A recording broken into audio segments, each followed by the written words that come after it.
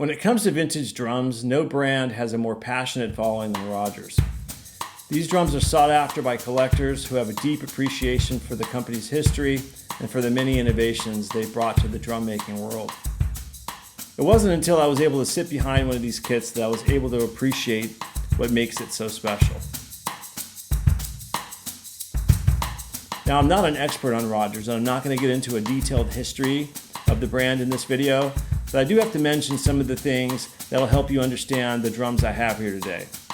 The company started in 1849 as a calfskin head company in New York and later moved to Farmingdale, New Jersey, where they started making drums. They really picked up steam when the plant moved to Covington, Ohio in the early 1950s. It stayed there until approximately 1967 when it moved to Dayton, Ohio, shortly after it was purchased by CBS. This Covington period is widely considered to be the golden era of the Rogers brand, even though they made great drums well past the move from Covington. Now, the brand has gone through many owners and changes over the years before finally discontinuing the drum line altogether shortly after it was purchased by Fender in the early to mid-1980s. In the late 80s to the early 2000s, the name was sold several times to companies who produced low-quality drums overseas, but in 2017, Rogers was relaunched by Reliance Musical and is again making some of the best drums available today.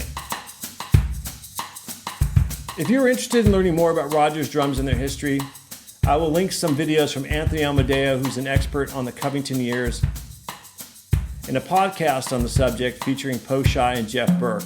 I will also refer you to a book written by Rob Cook, unambiguously called The Rogers Book.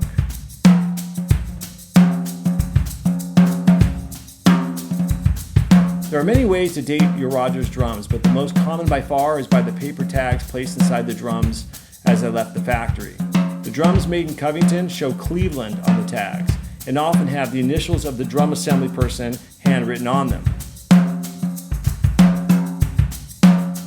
All tags have serial numbers that can be used to trace them back to when the drums were made.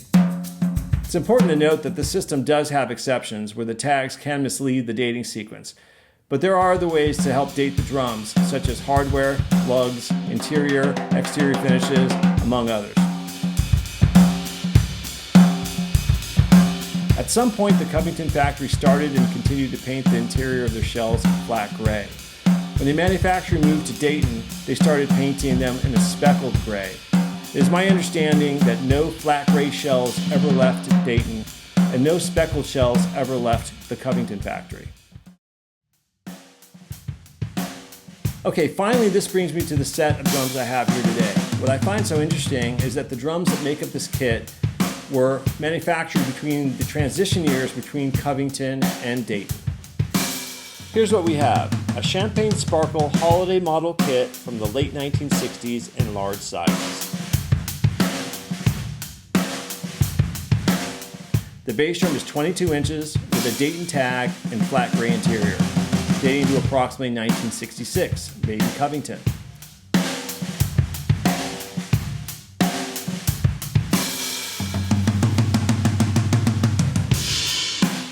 The rack tom is 13 inches with a Dayton tag and speckled interior. Based on the serial number, it dates back to approximately 1968, shortly after the move to Dayton.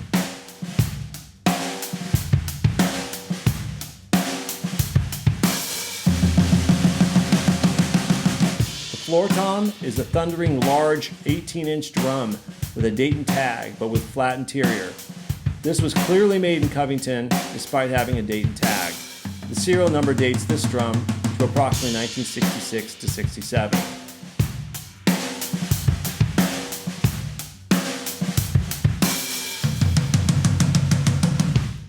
The snare drum in this video is a chrome over brass late 1960s power tone from the Dayton era.